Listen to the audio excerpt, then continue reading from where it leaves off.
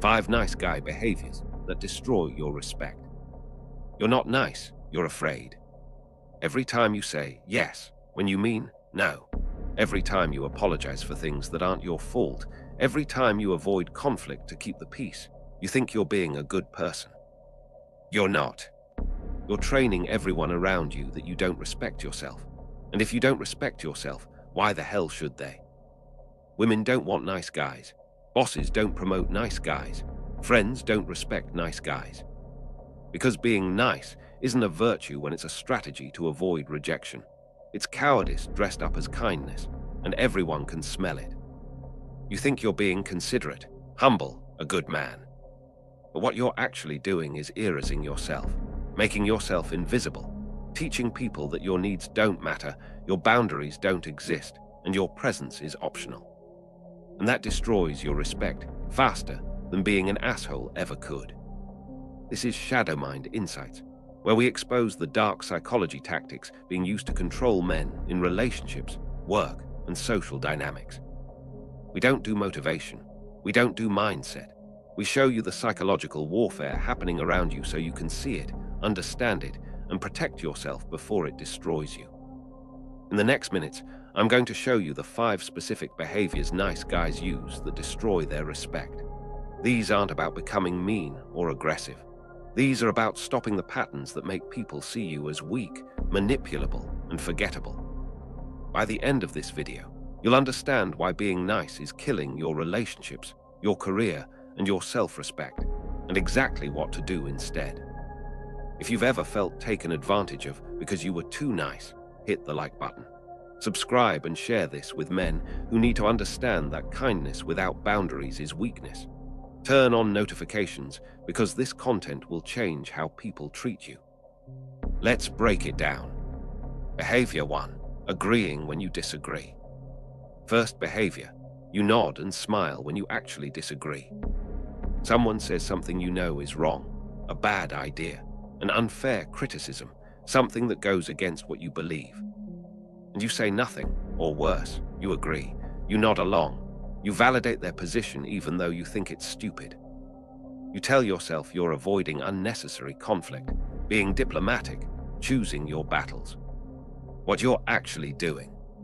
Training people that your opinion doesn't matter, that you're easy to convince, that you'll go along with anything to avoid tension. Why this destroys your respect. People don't respect someone who has no backbone. When you never push back, never disagree, never stand for anything, you become furniture, background noise, someone whose input can be ignored because you'll agree anyway. Women lose attraction. Bosses see you as someone who won't challenge bad decisions. Friends stop asking your opinion because they know you'll just agree with whoever spoke last. What to do instead? Speak up when you disagree. You don't need to be aggressive. You don't need to make it personal. Just state your position clearly. I see it differently. Here's why. Then let the disagreement exist. Comfort with disagreement signals confidence. Constant agreement signals fear. Behavior 2. Apologizing for everything. Second behavior. You apologize for things that aren't your fault. You bump into someone, you apologize. Someone interrupts you, you apologize for talking. You have a different opinion, you apologize before stating it. You take up space, you apologize for existing. You think you're being polite, considerate, showing humility. What you're actually doing. Signaling that you don't believe you deserve to take up space, that your presence is an inconvenience, that you're sorry for being here. Why this destroys your respect. Constant apologies train people to see you as less important. When you apologize for existing, people start believing you should apologize for existing. You become someone who can be interrupted, dismissed, walked over, because you've already established that your presence is negotiable. What to do instead? Stop apologizing unless you actually did something wrong. If someone bumps into you, say nothing or say, "Excuse me, not sorry." If you're interrupted, don't apologize for speaking. Just continue or say, "I wasn't finished." Save sorry for when you actually violate someone's boundaries. Otherwise, you're just teaching people yours don't matter. Behavior 3. Avoiding conflict at all costs. Third behavior. You sacrifice your needs to avoid conflict. She does something that bothers you. Your boss treats you unfairly. A friend disrespects you, and you say nothing. Not because it doesn't bother you, but because bringing it up might create tension, might make them upset, might lead to confrontation. So you swallow it, you let it go, you tell yourself it's not worth the fight. What you're actually doing, teaching people they can mistreat you without consequences, that your comfort is less important than their comfort, that you'll tolerate disrespect to keep the peace. Why this destroys your respect. People don't respect someone who won't stand up for themselves. When you consistently avoid conflict, you're not being mature, you're being a doormat. And doormats don't get respect, they get stepped on.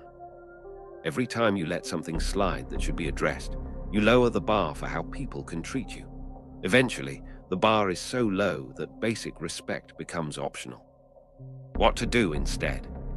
Address issues when they happen, calmly, directly. That doesn't work for me. Here's what I need instead. You don't need to be angry. You don't need to escalate, but you need to establish that your boundaries exist and matter. Conflict avoidance isn't peace, it's surrender. Behavior 4, seeking permission and validation. Fourth behavior, you ask permission for things you don't need permission for. You ask if it's okay to speak, if it's okay to share your opinion, if your idea is good, if you're doing the right thing. You frame your statements as questions. Does that make sense? Is that okay? What do you think? You think you're being collaborative, including others, not being arrogant. What you're actually doing. Broadcasting that you don't trust your own judgment, that you need external validation to feel okay about your decisions, that you're looking for someone to tell you you're allowed to exist. Why this destroys your respect. Constantly seeking validation makes you look weak and insecure. It tells people you don't believe in yourself, so why should they believe in you? Leaders don't ask permission. They make decisions and own them. You don't need consensus to have an opinion. You don't need validation to state a fact. When you constantly defer to others, you position yourself as subordinate, even when you're not. What to do instead? State things directly. Here's what I think. This is my perspective. I'm doing X. Stop adding question marks to statements. Stop seeking approval for your existence. You're allowed to have opinions, make decisions, and take up space without asking if it's okay first. Behavior 5, overcompensating with favors. Fifth behavior, you do things for people hoping they'll like you or reciprocate. You go out of your way to help. You offer favors nobody asked for. You overextend yourself to prove your value. You give and give and give, expecting that eventually people will appreciate you, respect you, or return the effort. They don't. You think you're being generous, building goodwill, showing people you care. What you're actually doing. Operating from a transactional mindset disguised as kindness. You're not giving freely, you're trading favors for approval.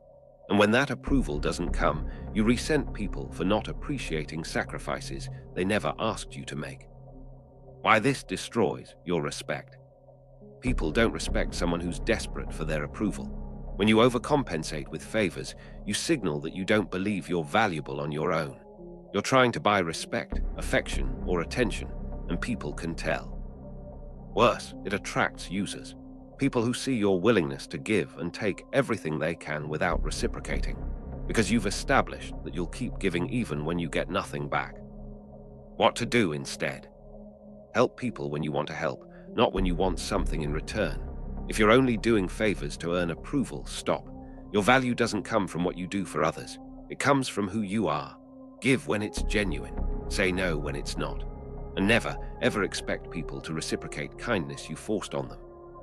Being nice isn't the problem. Being afraid is. When you agree to avoid conflict, apologize to avoid taking up space, sacrifice your needs to keep the peace, seek permission to validate your existence, and overcompensate with favors to earn approval, you're not being kind. You're being controllable. And people don't respect what they can control. You think being nice will make people like you. It makes them dismiss you. You think being agreeable will make you valuable. It makes you replaceable. You think avoiding conflict will keep relationships intact. It teaches people they can disrespect you without consequence. Stop being nice. Start being real. Real people have boundaries. Real people disagree. Real people don't apologize for existing. Real people don't need permission to have opinions. Real people don't buy respect with favors. And real people get respect. If this hit you hard, drop a comment with which behavior you recognized in yourself. Share this with men who are tired of being nice and getting nothing in return.